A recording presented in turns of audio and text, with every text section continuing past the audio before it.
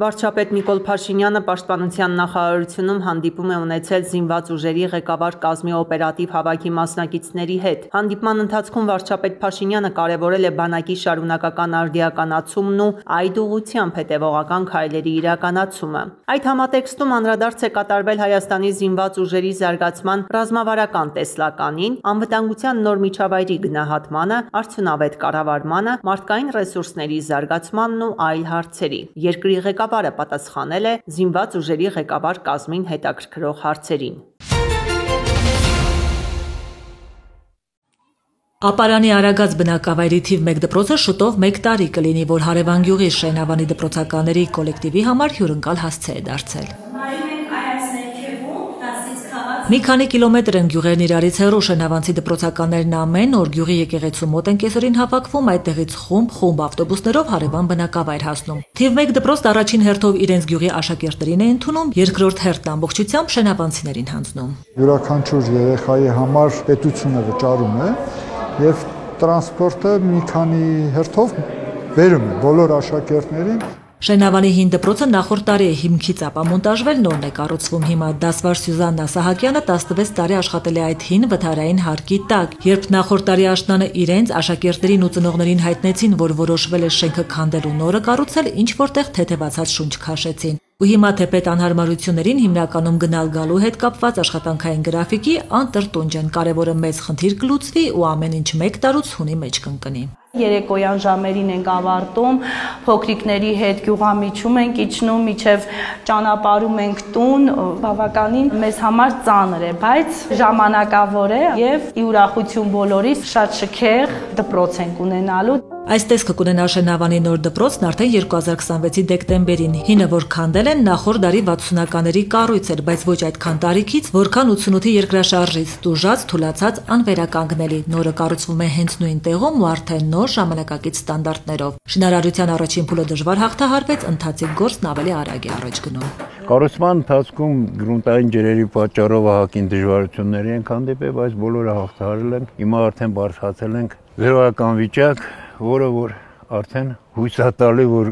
սրանից հետո ավելի լավ կլինի։ Որ նոր կառույցի հիմքերն այսպես ասած անխոցելի լինեն, նոր լուծումներ են կիրառվել։ Հիմքերը իրականացվել են ջրանթափանց բետոնով եւ հետագայում, որպեսզի խուսափենք գրունտային ջրերի ագրեսիվ ազդեցությունից, իրականացվելու է դրենաժային համակարգ։ Դպրոցը ունենալու է 4 մասնաշենք, նախատեսված է լինելու 288 աշակերտի համար։ 4 մասնաշենքերը իրարից առանձնացվելու են սեյսմիկ կարաններով։ Մասնաշենքերից 2-ում կտեղակայվեն դասասենյակները, անհրաժեշտ գույքով հագեցած լաբորատորիաները, սպորտային դահլիճը կլինի առանձին մասնաշենքում, որակյալ ծածկույթով ֆուտբոլի բացօթյա խաղադաշտ է նաև կառուցվելու։ Նոր դպրոցի մակերեսը ավելի քան 2690 քառակուսի մետր տարածք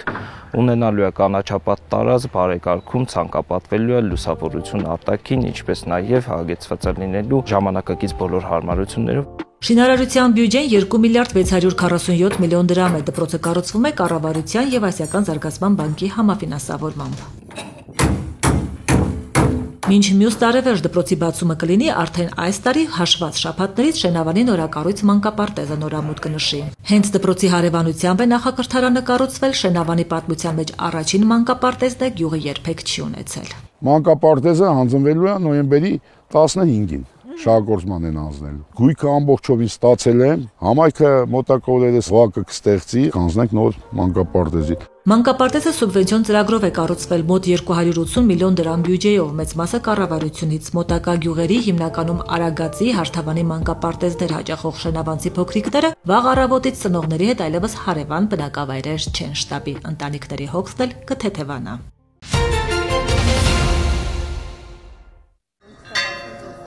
Թալինի Սուրբ Աստվածածին եկեղեցու զանգերի ղողանջը ներս է հրավիրում մասնակցելու հայրենիքի համար զոհված զինվորների հիշատակին նվիրված Սուրբ եւ անմահ պատարագի, որին ներկա էր նաեւ երկրի ղեկավարը։ Նիկոլ Փաշինյանին ուղեկցում էին նախարարներ, падգամավորներ, բարձրաստիճան պաշտոնյաներ։ Պատարագը մատուցեց Տեր Թադեթ Ախմազյանը։ Մենք կարող ենք ասել ճանապարհ եւ ավելին ասել։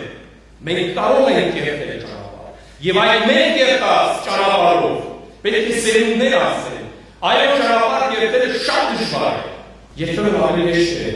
ասել ուրիշի գծած ճանապարհով, բայց հա քո գծած ճանապարհը չէ, դա ուրիշի գծած ճանապարհն է։ Դա ուրիշի մտքերն են, ուրիշի հույզերն են, ուրիշի զգացմունքներն են, դա մերը չէ։ Եվ մենք կամենում ենք գծել մեր կյանքի ճանապարհը, գծել մեր հավատքի ճանապարհը, գծել մեր արդարության ճանապարհը, այս սիրելի քրիստոնյաներ, որը նաև գիտակցելով, որ լի է դժվարություններով, լի է նեղություններով, բայց երբ ինչի ասում մեր Տերը, ասում է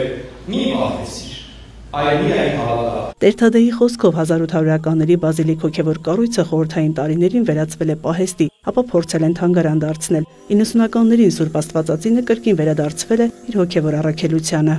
Ապրում եմ փողոց նայեն կողմ, շուտ այս փողոցով, եթե ներսել չմտնեմ, իսկ հաճախ նաև մտնում եմ, մոմ եմ վառում։ 3 երեխաները մկրտվել են այստեղ 90 թվականից հետո, երբ որ մաքրեցինք, սկսեց գործել, առաջի կնունքն արվել է իմ երեխաներին։ Հոգի Վազգեն առաջինն է, Գեորգ։ Ավելի վաղ պատարագին մասնակցելու վարչապետ Փաշինյանի հայտարարությունը շատերի համար է դարձել Թալինի Սուրբ Աստվածածին եկեղեցում օրհնություն ստանալու հրավեր։ Առավոտյան պատարագի էին եկել հավատացյալներ Հայաստանի տարբեր վայրերից։ Եկել մեր վարչապետին կողքը լինելու պետական այրերին, ովքեր որ իրենք եւս այսօր եկան եւ կանգնեցին, միասին աղոթ բարձրացրեցինք մեր Տիրոջ Հիսուս Քրիստոսին, գոհություն հայտնեցինք մեր երկրի, մեր սահմանների համար, մեր խաղաղության համար եւ անշուշտ նաեւ աղոթ բարձրացրեցինք մեր նահատակ եղբայրների եւ հայրենիների հոգիների խաղաղության համար։ Թալինի Սուրբ Աստվածածին եկեղեցում Տեր Թադեն հոգևոր ծառայության է արդեն 10 տարի։ Շատ ուրախ եմ, որ Հայաստանի Ծառայքելական Սուրբ եկեղեցու նորոգման այս օրակարգը ավելի տեսանելի է դարձնում մեր եկեղեցու երիտասարդ եւ նվիրյալ հոգեվորականների, ովքեր նաեւ շատ կարեւոր է, որ փորձության պահին ամուր կանգնած են իրար կողքի։ Նրանց տեսնելով ավելի եմ սիրում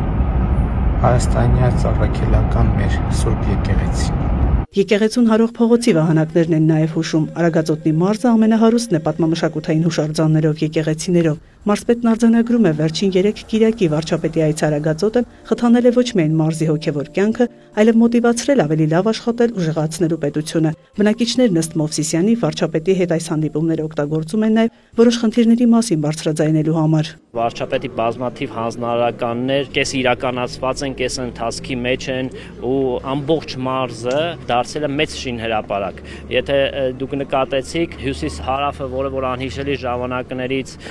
աշխատանքներն սկսված էր, ցավոք սրտի ոչ պատշաճ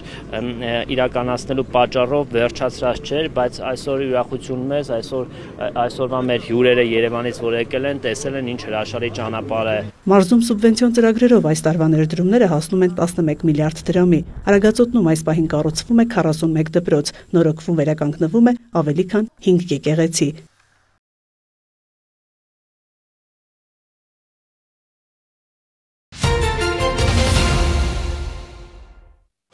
Հայաստանի հետ մեր հարաբերությունների կարգավորման գործընթացն ընթանում է Ադրբեջանի հետ սերտ համակարգմամբ, հայտարարել է Թուրքիայի նախագահ Ռեջեփ Թայիփ Էրդողանը Բաքվից վերադառնալուց հետո լրագրողների հարցերին պատասխանելիս։ Էրդողանը գոհունակություն է հայտնել ընթացող գործընթացների առնչությամբ։ Խաղաղության քամիներ են փչում եւ Թուրքիան ողջունում է դա։ Հայաստանի հետ հարաբերությունների կարգավորման գործընթացում ընթանում ենք Ադրբեջանի հետ համաժամանակ է, ասել է նա։ Էրդողանը հավելել է, որ Անկարան պատերազմի հենց սկզբից սատարել է Բաքվին։ Նա նաեւ ընդգծել է, որ տարածաշրջանում հակամարտության ավարտից հետո խաղաղության եւ զարգացման միտումներն ամրապնդվում են։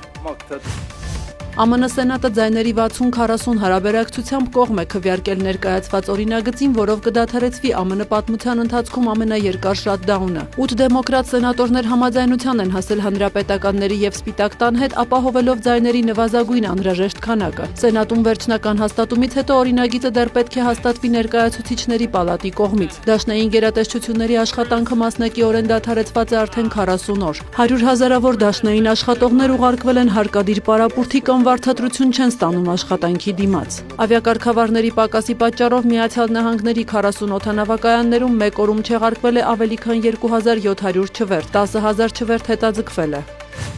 Ուկրաինայի նախագահ Վոլոդիմիր Զելենսկին չի բացառել, որ Ռուսաստանը կարող է հարձակվել որևէ եվրոպական երկրի վրա մինչև Ուկրաինայում պատերազմի ավարտը։ Պուտինը գտնվում է փակուղային իրավիճակում, անհաջողությունները նրան կարող են ստիպել նոր ուղղություններ փնտրել, ասել է Զելենսկին The Guardian-ին տված հարցազրույցում։ Վերջին շաբաթներին անօթաչուների եւ կործանիչների կողմից արևելաեվրոպական երկրների օդային տարածքի խախտումը Զելենսկին բացատրել է նրանով, որ Ռուսաստանն առաջնագծում չի կարողանում զգալի առաջընթացի հասնել։ Ուկրաինայի նախագահ ԱՄՆ նախագահ Դոնալդ Թրամփի հետ հարաբերությունները որակել է կառուցողական եւ գործնական։ Նրա խոսքով աշխարհում բոլորը վախենում են Թրամփից, սակայն Ուկրաինան վախենալու ոչինչ չունի, քանի որ Միացյալ Նահանգների բարեկամն է եւ ռազմավարական գործընկերը։ Զելենսկին նաեւ խոսել է երկրի էներգետիկ ենթակառուցվածքին Ռուսաստանի հարվածների մասին, որոնց հետևանքով երկրում էլեկտրամատակարարման խափանումներ են գրանցվում։ The Guardian-ի հետ հարցազրույցի ժամանակ Մարիինյան պալատում 2 անգամ անջատվել է հոսանքը։ Զելենսկին նաև անդրադարձել է Պոկրովսկում իրավիճակին, որտեղ թեժ մարտեր են ընթանում։ Նրա խոսքով Ռուսաստանն այդ ուղղությամբ կենտրոնացրել է 170,000 զինծառայող։ Զելենսկին նշել է, ռուսաստանցիները Պոկրովսկում հաջողության չեն հասնում եւ մեծ կորուստներ են կրում։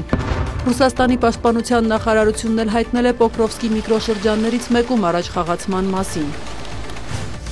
Բրիտանական BBC-ի գլխավոր տնօրեն Թիմ Դեյվին եւ լրատվական բաժնի BBC News-ի ղեկավար Դեբորա Թըրնեսը հրաժարական են տվել Պանորամա ծրագրի շրջանակում Միացյալ Նահանգների նախագահ Դոնալդ Թրամփի ելույթի խմբագրման հետ կապված սկանդալի պատճառով։ Նախորդ շաբաթ բրիտանական The Telegraph պարբերականը հրապարակել էր BBC-ի ներքին ծառայողական գրագրությունից հատվածներ, որտեղ երևում էր, թե ինչպես են 2024 թվականի հոկտեմբերին եթեր հեռարձակված Պանորամա ծրագրի շրջանակում Թրամփի ելույթի երկու մասերը խմբագրվել այնպես, որ տպավորություն ստեղծվի, թե նա բացահայտորեն խրախուսել է 2021 թվականի հունվարին Կապիտոլիումի մոտ տեղի ունեցած անկարգությունները։ Սպիտակ տունը BBC-ին մեղադրել է կեղծ լուրեր տարածելու համար։ Նախագահ Դոնալդ Թրամփը խստորեն դատապարտել է BBC-ի աշխատակիցներին ԱՄՆ նախագահական ընտրությունների վրա ազդելու փորձի համար։ Նրանք անազնիվ մարդիկ են եւ բոլորը փորձել են ազդել նախագահական ընտրության արդյունքի վրա։ Ավելին, նրանք մի երկրից են, որը շատերը համարում են մեր թիվ 1 դաշնակիցը։ Դա սարսափելի է ժողովրդավարության համար, գրել է Թրամփը Truth Social-ում։ Նա նաև շնորհակալություն է հայտնել The Telegraph-ին կատարվածը բացահայտելու համար։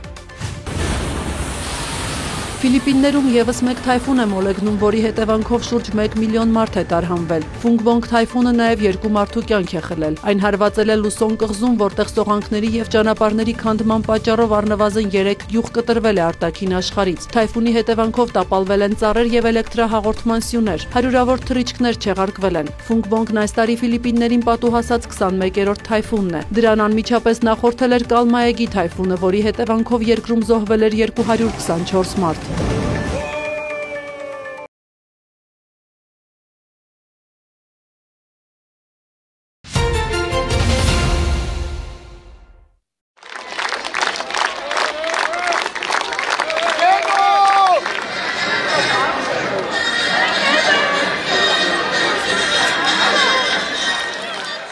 Նոյեմբերի 6-ին Լեռնագործ մարզադաշտում արթնացան տարիների հուշերը։ Խաղադաշտում էին Արարատ 73-ի եւ Կապանի ֆուտբոլի վետերանները։ Տրիբունայից հնչող ծանոթ վանկարկումներն ու ջերմ ծափերն էին խաղի ուղեկիցները։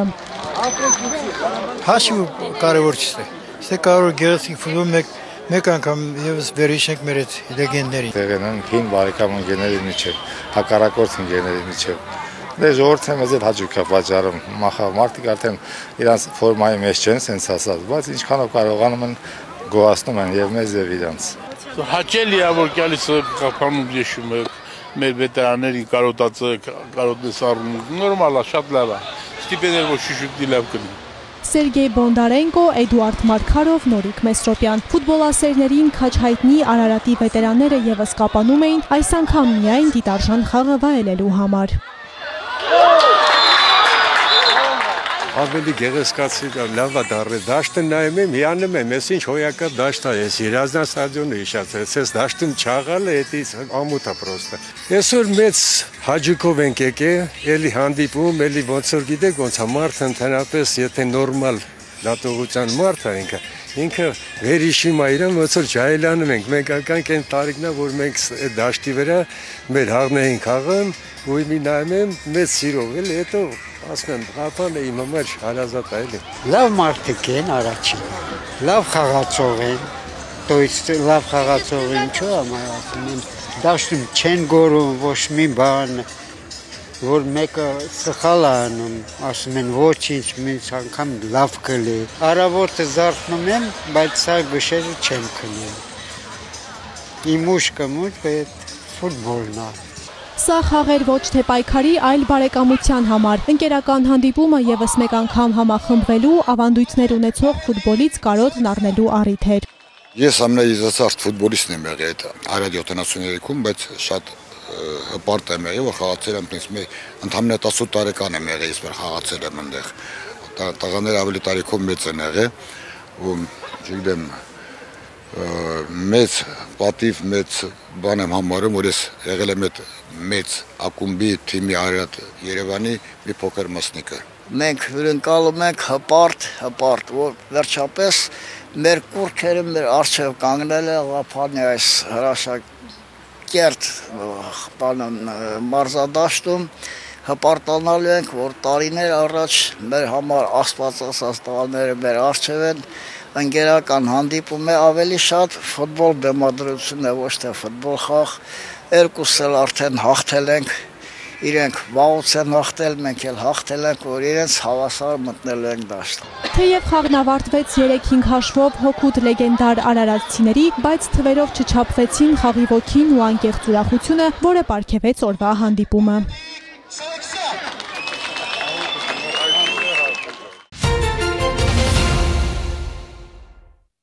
Գեղարքունիքի մարզային գրադարանում Չարենցյան շունչն ու ոգին է։ Բանասիրական գիտությունների դոկտոր, պրոֆեսոր Չարենցագետ Դավիթ Գասպարյանը դասախոսություն է կարդում Եղիշե Չարենցի անցած ուղին եւ ստեղծագործությունը թեմայով։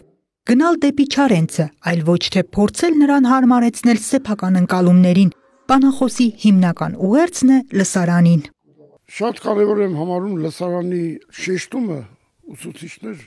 որոնք ովքեր պետք է ճիշտ խոսքը տեղափոխեն դպրոց։ Ինձ շատ են հանդիպել ուսուցիչներ, որոնք երբեմն ասում են իմ կարծիքով էսպես, իմ կարծիքով էսպես։ Այդ շատ լավ է, որ յուրաքանչյուր ուսուցիչ ունի իր կարծիքը, բայց ինչ վերաբերում է բնագրին, բնագրային ճշգրտությանը, այդտեղ կարծիքը պետք է լինի միանշանակ։ Եթե Չարենցը գրել է ես իմ անուշ Հայաստանի արևահամ բառն եմ սիրում, բառը, այդպես պետք է ուսուցանեք եւ այդպես տարածեք։ Չարենցին իրավամբ կարելի է դասել համաշխարհային պոեզիայի երևելիների շարքին, ասում է Չարենցագետը։ Նա բանաստեղծ է, ում կյանքը ուղի էր տառապանքների եւ հերոսացման,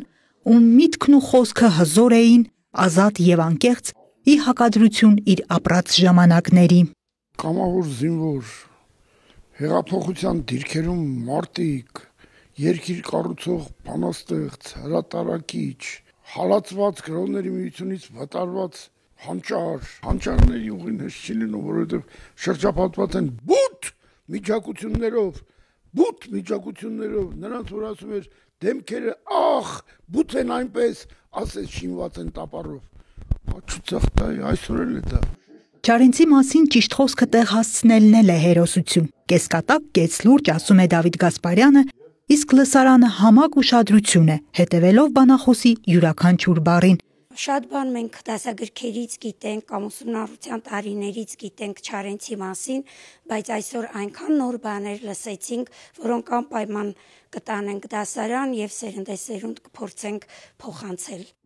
Դավիթ Գասպարյանի հետ հանդիպման նախաձեռնությունը Հայաստանի գրողների միության Գեղարքունիքի մարզային բաժանմունքի ղեկավար Տիգրան Նիկողոսյանինն է։ Եկել է Չարենցի ժամանակը, եկել է խորքով նրան ճանաչելու եւ հասկանալու ժամանակը, ասում է նախաձեռնության հեղինակը, իսկ մարզային գրադարանը դարձյալ պատրաստակամ եւ ոգեվորված է իր հարկի ներքո ընդունելու գրի ու գրքի մարդկանց։ Նպատակ ու ցանկություն դրվեց, որ մեծի մասին խոսի նա, ով իր կյանքի գործն է համարել ուսումնասիրել Չարենց, հրատարակել է այդ թեմայով բազմաթիվ գրքեր, ուսումնասիրել է ամբողջությամբ եւ առաջարկը ցանկությունն էր, որ ներկա լինեին հատկապես գրականության մայրենի ուսուցիչները։ Իր ողջ գործունեությունը Չարենցի կյանքի ու թողած գրական ժառանգության ուսումնասիրմանը նվիրած գրականագետի հետ հանդիպումը, նրա միջոցով եւս մեկ անգամ Չարենցի աշխարհին հաղորդակից լինելը կարևորեցին միջոցառման մասնակիցները։ Մարզային գրադարանի տնօրեն Մարիամ Համբարձումյանն էլ եւս մեկ անգամ շնորհակալություն հայտնեց Դավիթ Գասպարյանին եւ Տիգրան Նիկողոսյանին, անչափ կարևոր միջոցառումն իրենց հարկի ներքո անցկացնելու համար։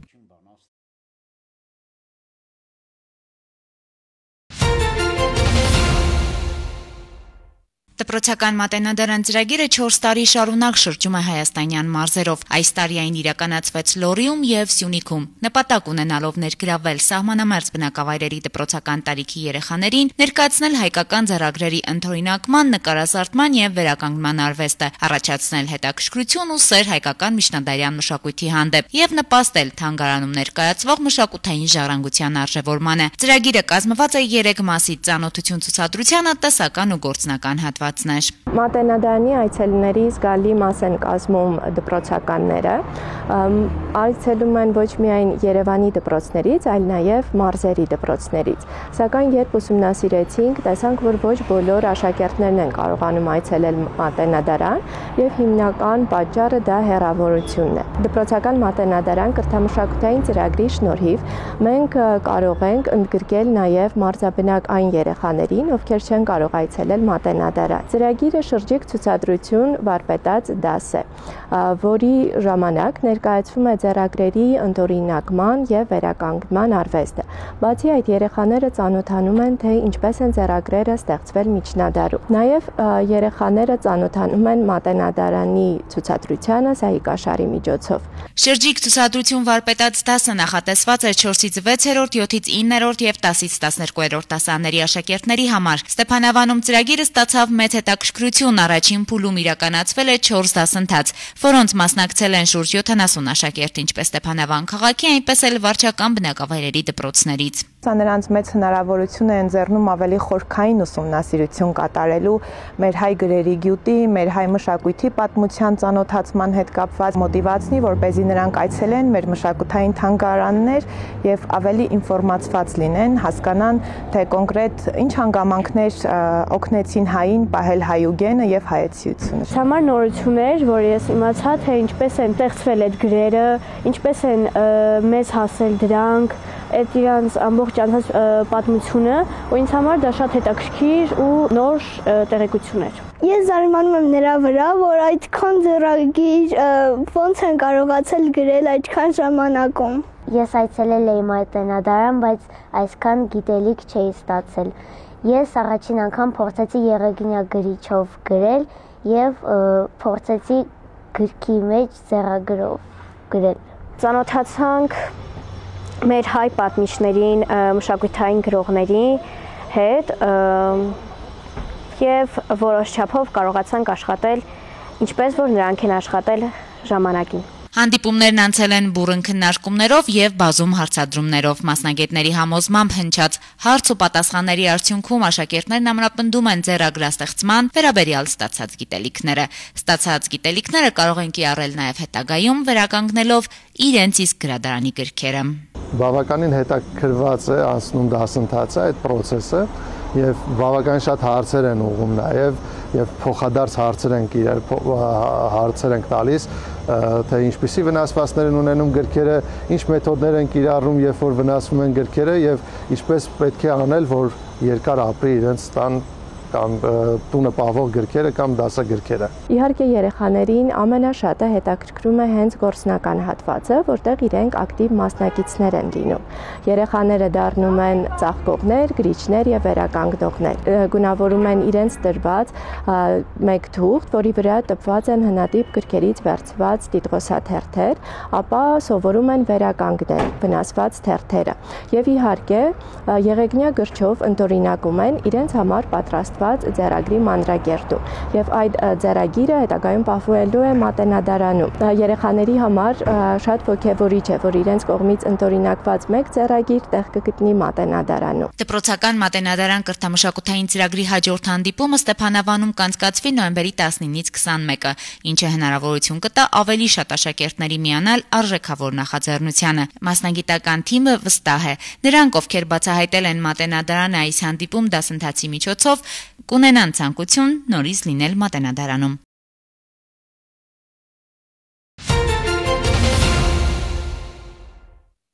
Նոյեմբերի 3-ից 10-ը մայրաքաղաքում իրականացված ծառայության ընթացքում Երևանի պարեկները հայտնաբերել են ճանապարհային երթևեկության կանոնների 5425 խախտում, պահպանվող հատուկ տարածք տեղափոխելով 173 ավտոմեքենա։ Մասնավորապես հայտնաբերվել է ոչ ստաբ 207 վարորդ առանց վարորդական իրավունքի վկայականի 227 անձ, հայտնաբերվել է հաշվառման համարանիշ հետ կապված 26, կեղծ հաշվառման համարանիշով երթևեկող 1, ժամանակապված վարելու 890, առանց մանկական նստատեղի քարսիթի 8, վարելու ընթացքում ծխելու 412, վարելիս հեռախոսից օգտվելու 275, հետիոտնի որ սահմանված վայրով անցնելու 97 եւ 1688 այլ իրավախախտում, 149 մեքենա շահագործվել է առանց ապա պայմանագրի 229 տեխնիկական զննություն չանցած, 84-ը լուսարձակների անսարքությամբ, 100-ը թաղանթապատված դիմապակիով եւ կողայնապակիներով։ Բացի այդ տարբեր կասկածանքներով ձերբակալվելու համայնքային ոստիկանության բաժիններ է տարվել 96 անձ։ Նույն ժամանակահատվածում մարզերում պարեկները հայտնաբերել են ճանապարհային երթևեկության կանոնների 13620 խախտում, պահպանվող հատուկ տարածքներ տեղափոխելով 264 տրանսպորտային միջոց, հայտնաբերվել է ոչ ստաբ 224 վարորդ, առանց վարորդական իրավունքի վկայականի 446, կեղծ վարորդական վկայականով երթևեկող 6 անձ, հայտնաբերվել է նաև հաշվառման համարանիշի հետ կապված 44, ժամանակապված վարելու 3179, առանց մանկական նստատեղի քարսիթի 167, վարելու ընթացքում ծխելու 516, վարելիս հեռախոսից օգտվելու 612, հետիոտնի որ սահմանված վայրով անցնելու 66, արագության գերազանցման 2540 եւ 3290 այլ իրավախախտում, 415 ավտոմեքենա շահագործվել է առանց ապա պայմանագրի, 1038-ը տեխնիկական զննություն չանցած, 814-ը լուսարձակների անսարքությամբ, այդ թվում 33 բեռնատար, 164-ը թաղանթապատված դիմապակիով եւ կողայնապակիներով։ Բացի այդ տարբեր կասկածանքներով ձերբակալվել ու համայնքային ոստիկանության տարածքային բաժիններ է տարվել 42 անձ։